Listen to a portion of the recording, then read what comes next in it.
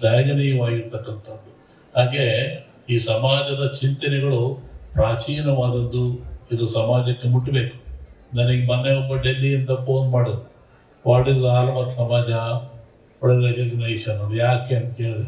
ಪೇಪರ್ನಾಗೆಲ್ಲ ನೀವು ಹೇಳಿದ್ರಲ್ಲ ಅದಕ್ಕೆ ಕೇಳ್ತಾ ಇದ್ದೀನಿ ಅಂದರು.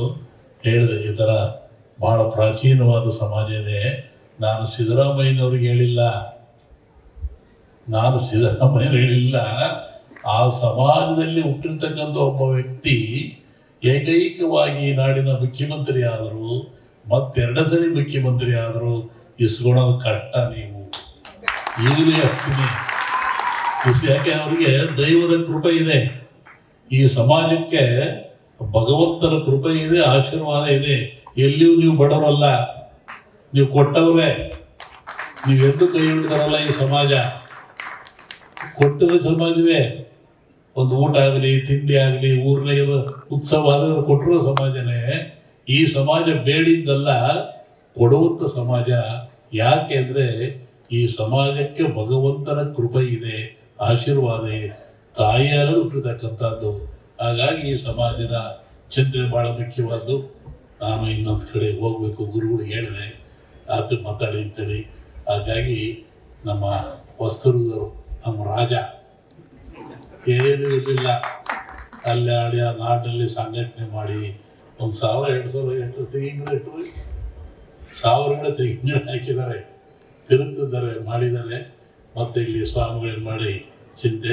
ವಿಶೇಷವಾಗಿ ನಾನು ಈ ಸಮಾಜಕ್ಕೊಂದು ಸೂಚನೆ, ನೀವು ಯಾರು ಏನು ಹೆಂಗವಂತ ಈ ಸಮಾಜ ನೀವು ತಿಳ್ಕೋಬೇಕು. ಪೂಜಾರಿಗಳು, ಸಮಾಜದ ಕಣ್ಣುಗಳಿದ್ದಾರೆ.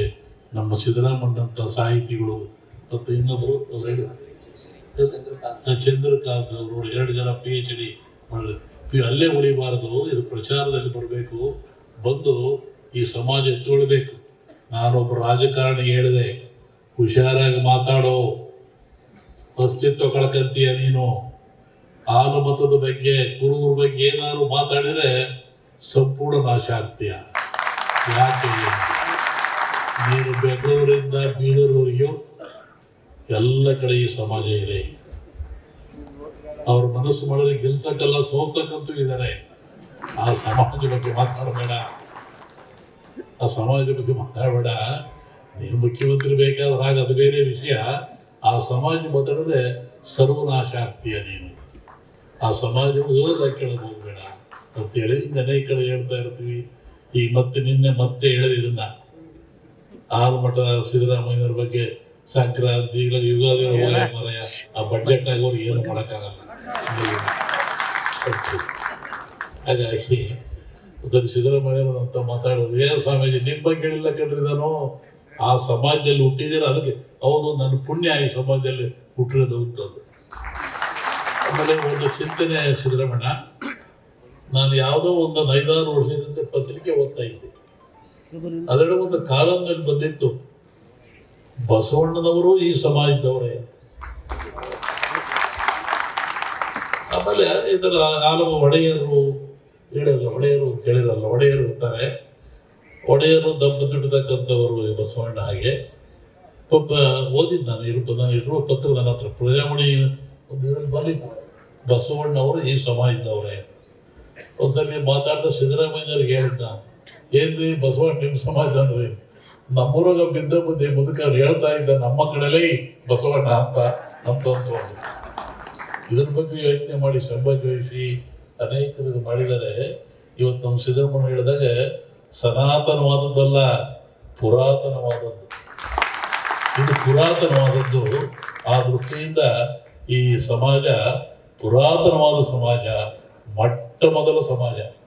ಜಗತ್ತಿನೇನಾದ್ರು ಮನುಷ್ಯ ಅಂತ ಬಂದರೆ, ಅವನ ಜೀವನ ಮಾಡಿದರೆ ಅವನ ದೇವರು ಅಂತಂದರೆ ಈ ಆಲಮತ ಸಮಾಜ. ಹಸಿದ್ರು ಪುರುಷರು ನಾವೆಲ್ಲ ಬಂದಿದ್ದೀವಲ್ಲ, ಇದು ಮೂಲ. ಇವರಿಂದ ನಾವು ಕಲ್ತಾಗಿರ್ತಕ್ಕಂಥದ್ದು. ಇವತ್ತು ನಾವೇ ಜಾಸ್ತಿ ಆಗಿ ನೀವೇ ಕಮ್ಮಿ ಆಗಿಬಿಟ್ಟಿದ್ದೀರಾ. ಏನು ಮಾಡೋದು? ನೀವು ಜಾಸ್ತಿ ಆಗ್ಬೇಕಾದ್ರೆ ನಮ್ಮ ಚಂದ್ರಕಾಂತ್ ಅವರು, ನಮ್ಮ ಸಿದ್ದರಾಮಣ್ಣವರು ಅಂತವರು ಹೆಚ್ಚು ಪಳ್ಳಿ ಕರ್ಕೊಂಡು ಹೋಗ್ಬೇಕು, ಪ್ರಚಾರ ಮಾಡಬೇಕು. ನೋಡಿ, ಸ್ವಾಮಿಗಳ ಬಗ್ಗೆ ಚೆನ್ನಾಗಿ ಹೇಳಿದ, ಒಂದು ವಿಶ್ವವಿದ್ಯಾಲಯ ಮಾಡಲಾರದ ಕೆಲಸ ವಿಶ್ವವಿದ್ಯಾಲಯ ಸಾಹಿತ್ಯ ಕನ್ನಡ ನೋಡಿ ಸ್ವಾಮಿಗಳು ಇದನ್ನ ಎಷ್ಟು 7 ಗ್ರಂಥಗಳು ನಮ್ಮ ಒಂದು ಮಾಡಕ್ಕೂ ಆಗ್ತಾಯಿಲ್ಲ ನಮ್ಮ ಕೈಲಿ. ನಾವು ದುಡ್ಡು ಕಿತ್ಕೊಂಡು ಹೋಗ್ತಿರ್ತೀವಿ ಅಥವಾ ಮುಂದಕ್ಕೆ ನೋಡಿ ನಿಸ್ವಾರ್ಥದಿಂದ ಒಂದು ಸಮಾಜ ಋಣ. ಒಬ್ಬ ಮನುಷ್ಯ ಮಾತೃ ಋಣ, ಪಿತೃ ಋಣ, ಗುರುವಿನ ಋಣ, ಸಮಾಜ ಋಣವನ್ನು ತೀರಿಸಬೇಕು. ಸ್ವಾಮಿಗಳು ಈ ಸಮಾಜ ಋಣವನ್ನು ತೀರ್ತಾ ಇದ್ದಾರೆ. ನಿಮ್ಮೆಲ್ಲರನ್ನ ಮೇಲ್ ತರಲಿಕ್ಕೆ ಈ ಚಿಂತನೆ ಮಾಡಿ ಎಲ್ಲ ಮಾಡಿ ಪ್ರಿಂಟನೆ ಮಾಡ್ತಾ ಇದ್ದಾರೆ ಅಂದರೆ ನಿಜವಾಗಿಯೂ ಅದು ಗುರುಗಳ ಒಂದು ಕರ್ತವ್ಯ. ಅವರ ಎಷ್ಟು ಮಾಡಿದ್ರು ನಾವು ಹೊಗಳಿ ಸಾಲದು, ಕೆಲಸ ಚೆನ್ನಾಗಿದೆ. ಹಾಗಾಗಿ ಈ ಸಮಾಜ ಇನ್ನು ಹೆಚ್ಚು ಹೆಚ್ಚು ಹೋಗಬೇಕು. ನಮ್ಮ ಮೌಲ್ಯ ಹೇಳಿದಂಗೆ ನಮ್ಮ ಕಡೆಗೆ ಬರಬೇಕಿದು. ಜಾಸ್ತಿ ಸಮಾಜ ನಮ್ಮಲ್ಲಿದೆ, ನಿಮ್ಮಲ್ಲಿ ಇದೆ. ಅಲ್ಲಿ ಜನಕ್ಕೆ ಗೊತ್ತಾಗಬೇಕು. ನಾನು ಸ್ವಾಮಿಗಳು ಕೇಳಿದೆ, ನಾನು ರಾಜಕಾರಣ ಎಲ್ಲೇ ಕಡ್ರಿ ಒಂದು ಬೈಕಿಂದ ಹೋಗ್ತಾ ಇದ್ರು ಒಬ್ರಿಗೊಬ್ಬರು, ಅದಕ್ಕೆ ನಾನು ಕರೆಯಲ್ಲ, ನಾನು ಸಮಾಜನೇ ಕರೆಯೋದು, ಸಮಾಜ ತಿದ್ದಬೇಕು ಅಂತ. ಹಾಗಾಗಿ ಈ ಚಿಂತೆ ಎಲ್ಲ ಕಡೆ ಆಗಬೇಕು. ಒಂದು ಖುಷಿ ಆಯ್ತು ನನಗೆ ಮೌರ್ಯ ಮಾತಾಡಿದ್ದು. ಸಿದ್ದರಾಮಯ್ಯ ಹೋದ್ಮೇಲೆ ಯಾರು ಈ ಸಮಾಜಕ್ಕೆ ಅಂತ ಯೋಚನೆ ಮಾಡ್ತಿದ್ದೆ, ಬಹುಶಃ ನೀನು ಮಾಡಬೇಕು, ಮುಂದೆ ಬರಬೇಕು, ಸಮಾಜವನ್ನು ತಿದ್ದಬೇಕು, ಮೇಲೆ ಬರಬೇಕು, ಆ ಸ್ಥಾನ ತುಂಬಬೇಕು. ಇದಕ್ಕೆಂದ್ರೆ ಇದು ಹಾಲು ಮತ್ತು ಸಮಾಜ ಹೊಗಳಿಕೆ ಹೇಳ್ತಕ್ಕಂಥದ್ದು. ನಾನು ಲಿಂಗಾಯತ ಜಾತಿಯವನು, ನಿಮ್ಮ ಜೊತೆಲ್ಲ ನಾನು ಭಾಳ ಅಭ್ಯಾಸ ಮಾಡಿ ಸ್ಟಡಿ ಮಾಡಿ ಈ ಸಮಾಜ ಬಗ್ಗೆ ಯೋಚನೆ ಮಾಡಿ ಭಾಳಷ್ಟು ಹೇಳ್ತಾ ಇದ್ದೆ. 3 ಸಲ ನಾನು ಪಬ್ಲಿಕ್ ಟಿವಿಲಿ ಇದನ್ನು ಹೇಳಿದೆ. ನನಗೆ ಭಾಳ ಅಟ್ಯಾಕ್ ಮಾಡಿದ್ರು.